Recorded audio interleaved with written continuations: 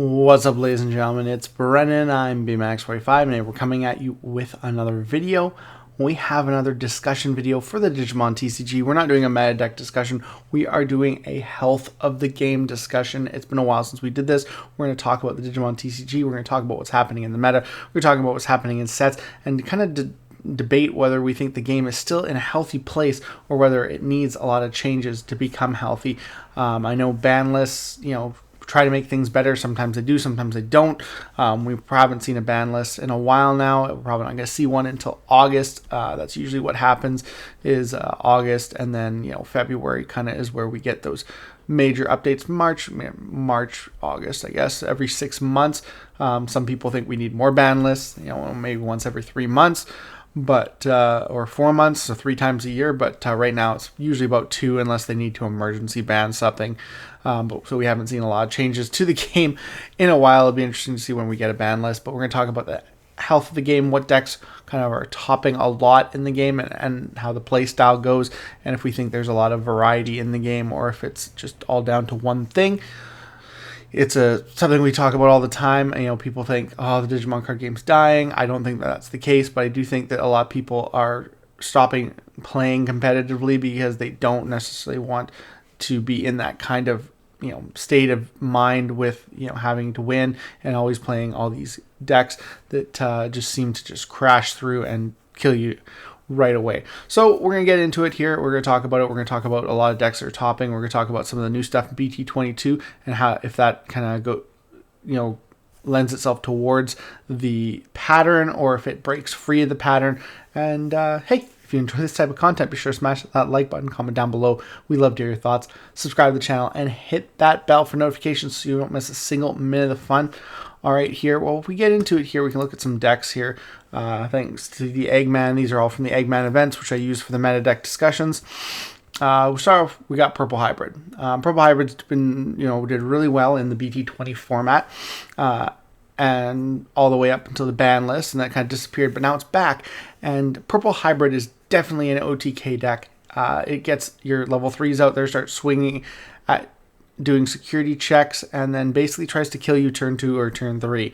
Well, not turn 2, but like turn 3 or turn 4, basically. Turn 3, if it can, it will try to rush through your stuff. It uses cards like Louis to get up extra rookies so that it can just chip. So it definitely is a deck that will kill you really fast if you're not careful. It doesn't care about its top line. It just cares about basically getting more cards in the trash, gaining lots of memory, and doing multiple attacks. So this deck is still pretty fierce, and you got to watch out for it. You definitely got to watch out for it. So again, that it's a fast deck. It ends the game really quick, and there's barely any player interaction involved in that. We also have Gallantmon. Now, Gallantmon, this is the Seadramon version. I haven't actually played against this deck, but I would assume if it's Gallantmon, it would basically allow you to end the game pretty quick. You got jamming keywords. You have unsuspending keywords. So, yeah, I would say that this definitely probably lends itself to the ability to swing multiple times and finish off the game really quick. Hexablaug's got security attack plus. You got Omni X to finish off the game. So again, very quick, very focused on going into the game. We got Gallantmon. That one tries to finish you off right away. I mean, security attack plus 1, unsuspending, multiple checks. And then again, Omni X for game. So it's, yeah, you got to watch out for that. A lot of OTK stuff. Megidramon and, well, this isn't Megidramon, but the Phoenixmon build, again, can OTK out of nowhere if you get the right cards set up. The game could be over really quick. Cubimon, being able to rush, put things on the board, get multiple attacks. Not Cubimon, Sakuyamon, my bad. This deck also has a strong kind of push to get stuff out on the board. I wouldn't say this is as much of an OTK deck, but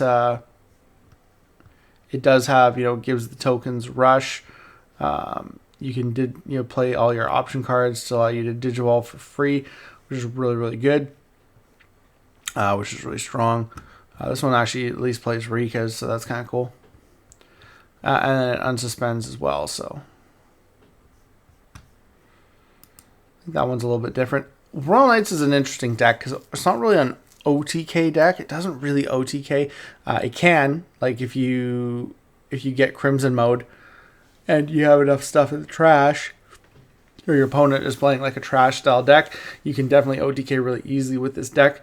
But it's not the main focus of the deck. The deck just slowly chips away at your opponent. So this one's a little bit different, but it is really uninteractive because it's just always basically putting your opponent in a hard... Every time they play a big monster, the on-play effects are putting your opponent in a really tough spot.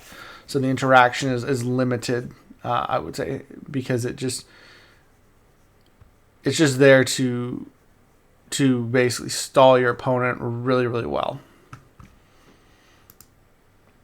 Adventure deck, I would say that this has some OTK potential. I mean, you got the Alliance, but it's generally there to make your opponent attack into you. So this is kind of different. I think Alliance is definitely a healthy deck for the game. You see it top, but not a lot. So I would say it's a bit more of a healthy deck for the game. Free Digivolutions into 5s are kind of cool, but then you got to force your opponent to ace you, which can be hard to do sometimes. Sometimes they can just get around it anyways. Other decks, Imperial Digimon, that's an OTK deck that if you can finish you off right away, it's going to. Same with, we already looked at Megidramon. I was looking for Megidramon. This is interesting too, the Ancient Gurumon deck. It's not an OTK deck, so you can see that there are some decks that they change up the format a little bit here. Cerberus X. We looked at Gallantmon. Believe there was some I didn't look at any Megidramon decks, but Megidramon's definitely an OTK deck. It's supposed to make for limited interaction with your opponent here, and just trying to go for game as much as possible. So I would say that there is a kind of standard thing in the format right now. If you look at, the amount of decks, topping, you can kind of go into each one. This is top 8, 2 Gallantmons, 1 purple hybrid, 1 Gallant X. That's half the lists. That's OTK variants, basically. They're meant to just finish the game off really fast, to be very uninteractive. And I mean, like, some of these other decks might be the same way, but they don't top as much. If you go into things like the top 16 here, you see we got 4 Sakuyamon, 3 Gallantmon, 3 Royal Knights, 2 Gallant X, and 1 Phoenixmon. Then you have 3 other decks that really don't fit the same mold, although Alter S kind of fits the same mold. It ends things really quickly, so you gotta watch out for that. That's a lot of OTK.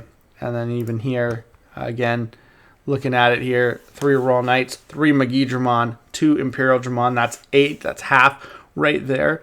And then you got Gallantmon, Phoenix X, Gallant X. There's 3 more ones that just focus on OTK and not really having that interaction with your opponent. So the game is definitely becoming less interactive, I would say. And if you want some more stuff, if you go over here, we look at some of the decks in Cyber Eden here. The Omnimon deck is pretty much could be an OTK deck with Ultra S. and you can OTK really easy. I'm not so sure about the aquatic deck, but definitely All Force has always been an OTK deck, and now with more support, it is giving it more strength to have that same kind of play style. So yeah, it's definitely still kind of an OTK deck. The CS stuff, I don't think it has the same speed. I mean, Alpha Mon can get multiple checks, especially with certain abilities underneath him. So that's, you could potentially be an OTK deck, but I'm not sure if it's as consistent as other decks here. So the CS trait stuff. One thing I will say that I do believe is very healthy for the game is decks like Puppet, like Fable Waltz. Fable Waltz is an OTK deck. It actually has a lot of interaction with your opponent. You put stuff on the board and you kind of stall out and you protect your stuff, and you use that to kind of combat your opponent's stuff. So I would say Fable Waltz has a very interactive blockers, abilities to keep your guys on the board, and sacrificing your lower guys to activate effects that allow you to destroy your opponent's stuff. I would say Fable Waltz is probably one of the most interactive decks I've played in a while. I played it at my last tournament. It was so much fun because basically I was interacting with my opponent the entire time, and it's actually very strong. So Fable Waltz, I believe, is decks like that are a step in the right direction. I mean, green decks have always been interactive decks. You need your opponent to play things in order for them to be good, in order to destroy a Digimon by battle, to trash his security. So green decks have always been, so it'd be cool if Zephygamon got to a place where it was really competitive, because those decks are very interactive with your opponent. So I do like that. The Liberator decks seem to be a lot better at showing interactive play than some of the other stuff. I'm not sure how much Galaxy is interactive with an opponent. This new Flame stuff, I'm not sure what that's going on with that, or the Eater deck, really. So, but like 2 of the main decks of the set are very OTK. They will potentially be very OTK, very explosive. They could end up, in these top spots, and if these decks are still really competitive, then you potentially got a few more spots for some of these decks like All Force and Royal Knights, and then it pushes out all this other innovation here, because the nice thing about this format is that the innovation is here with a lot of these other decks. Even the OTK decks that people have innovated on have been really cool, like Phoenix Mon X with the Gallant engine, with things like Peridimon, with things like Abodamon Core. There's been a lot of cool innovation. Even the Seadramon thing for Gallantmon is actually pretty cool. Innovation in its own self. It's just using a lot of the same stuff. Everyone's using the same engine in order to kill your opponent faster, finding faster ways to kill your opponent with that one engine. It seems it just doesn't breed a good health in the game. It just... Everyone's like, even like things like I was playing a deck like Megidramon, and I got out OTK'd by Red Hybrid. So there's a lot of aggression in the game, a lot of aggression in the game. Some gimmicks have completely disappeared from the field. Things like the vegetation stuff, you never see that anymore. A lot of different abilities that go for different, green, black with reboot and blocker and stuff. A lot of classic color, tropes have just gone out the window, because it's all about killing your opponent faster. And that's unfortunate, because, the game was great because you had all these different colors, and all these different colors did something really well. But when they all do the same thing really well, that's not really, you're not really playing different decks at that point. So I definitely think there is something to be said about the health of the game. I definitely think that the health is on the decline. I'm hoping with some of the stuff like Puppets and hopefully future stuff we get in the next sets, there can be a boost to the health of the game. But I definitely think we're in a hard place, because everything is OTK. Everything is kill your opponent really fast. And that's, OTK is not a bad thing. It has its, it has its, pros and cons, right? You have to draw into your pieces. You have to go off, and nothing can go wrong. And I think that's kind of the trade-off with an OTK, with the aggressive style that red usually permits. But I do think that there is, a place for a lot of other things, and I'm hoping the BT22 will change that. We'll have to wait and see here, but I mean, it could just add a lot of OTK with the new Royal Knight stuff to the game. We'll have to wait and see how it goes. We'll have to wait and see. We have a meta deck discussion on BT22 when the first tournament hits. But tell me what your guys' thoughts about all this are. Do you think the health of the game is in a bad state? I think it could be better. I don't think the game is over. Some people, like I said, they think Digimon's dead. I don't think the game's dead. It's still really popular. Like I said, this shows that people are trying to innovate, to find new ways to play this without having to, play the same 3 OTK decks at every single tournament, every single format. But it really comes down to what Bandai does. Honestly, the ban list will have to really decide the fate of a lot of decks. What needs to change in order to fix some of these problems and have a more diverse meta where things aren't just kill your opponent the absolutely fastest. It's outplay your opponent, outplay your deck. And hopefully decks, like I said, like Fable Waltz, will start making tops, and we'll start seeing that a little bit more. There's a lot of cool, I did very well. I top 16 at the Ultimate Cup, which was, a smaller event because it was only a 64 person pod, but it was a lot of fun, and the deck, it was really strong, and it could stall out for days. Like, there was almost one point where my opponent would have decked out. I ended up beating him, but he would have decked out if I could keep stalling on him because he only had a few cards left in his deck. So that was kind of cool. So yeah, so there's a lot of different decks that can potentially change things up. Will they, get better? Will they do something about these decks that are just the same stuff? Or what's going to happen with the game? And is BT22 going to make this better or worse? What do you guys think? Let me know in your comments down below. Tell me what you think about the game. Are you excited for the future of Digimon? Or are you dreading to see what's going to happen? You think it's going to get worse before it gets better? Looks like that's all the time we have for this video. Thank you very much for tuning in, and we hope to see you in the next video. As always, have a wonderful day. And that's all for now, folks.